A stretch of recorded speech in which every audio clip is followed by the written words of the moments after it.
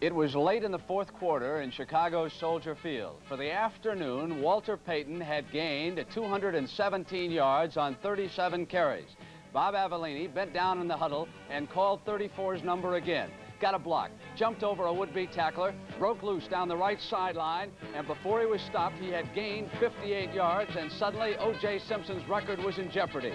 And on this play, Walter Payton made it 275 yards in a single game, a new record. Now, for a single season, the record, of course, is held by the Juice, and O.J.'s one-year mark, 2003, is in jeopardy. After 10 games, Walter Payton leads Simpson. If you compare Simpson's record-breaking year with this season by Payton, who still has 4 games to go, including Thursday's game on CBS Chicago and Detroit. Irv Cross, how about Cleveland and the New York Giants? We didn't have anybody running like that, but it was a pretty exciting game, though, Brent. The Cleveland Browns came into the Meadowlands and defeated the Giants by a score of 21-7, and they did it in typical Cleveland fashion. Good overall, solid defensive play, but right here in this sequence of play, Coleman punts down to Bobby Hammond. Bobby Hammond, by the way, had a tremendous day, Brent and fellas. Here he makes a nifty return down to the 45-yard line, and Goldstein goes right back to Hammond on a screen play. This is the best play of the day by far, but the Giants won't get a touchdown out of this because an offensive holding penalty was called on right guard John Hicks, number 74. Bobby Hammond goes in thinking he does have a score, but the play was nullified because of the holding penalty, but we thought you ought to see it anyway. But Dr. David Mays here at quarterback, substituting for Brian Sipe, goes to the air and hits Paul Warfield on the baseline. That was it, and that's all it took. Cleveland 21, the Giants 7. Beautiful catch by Warfield, too, Irv. 4 games in progress. Let's update those scores right now. Los Angeles leading San Francisco by 7 points at the half. The game you're watching is a dandy, 14-13. Cowboys miss an extra point.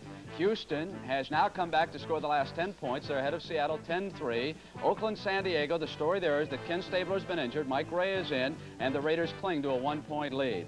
Walter Payton has been suffering from the flu all week, and before the game he said he felt weak and was having hot and cold flashes. Well, after the game, the Minnesota Vikings were the only ones seeing flashes, mostly from number 34 running right by them.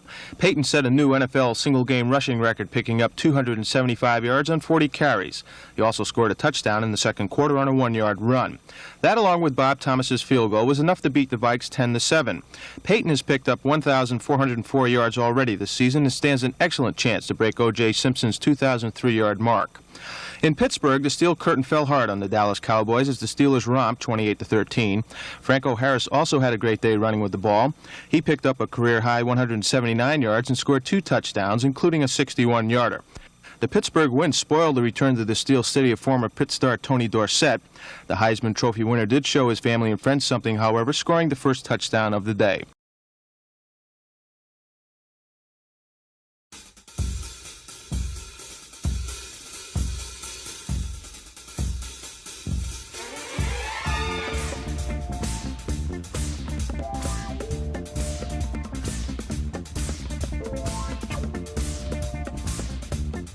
Had 5 turnovers, and then there were a lot of other passes that could have been caught that weren't, and we had a couple of costly penalties. One time we stopped them, it would have been 3 and out, and we got caught for jamming the punt coverage guy going downfield, defensive holding, and it gave him the first down and new life. What about those turnovers, Coach? Was it just one of those days, or did the weather have any factor in it? Well, it was a bad day, there's no question about it, but, you know, they had to play in that weather too, and we feel that any time that the weather conditions are bad, you have to still get the job done, and that's what we always feel going into a ball game, and today we didn't.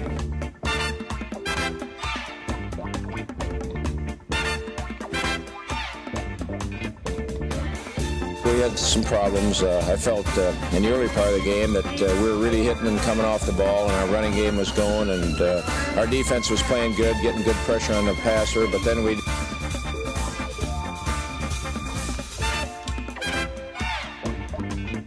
didn't make enough plays offensively, and defensively, when we had to stop them at the end, we couldn't. They moved it down the field and scored a touchdown.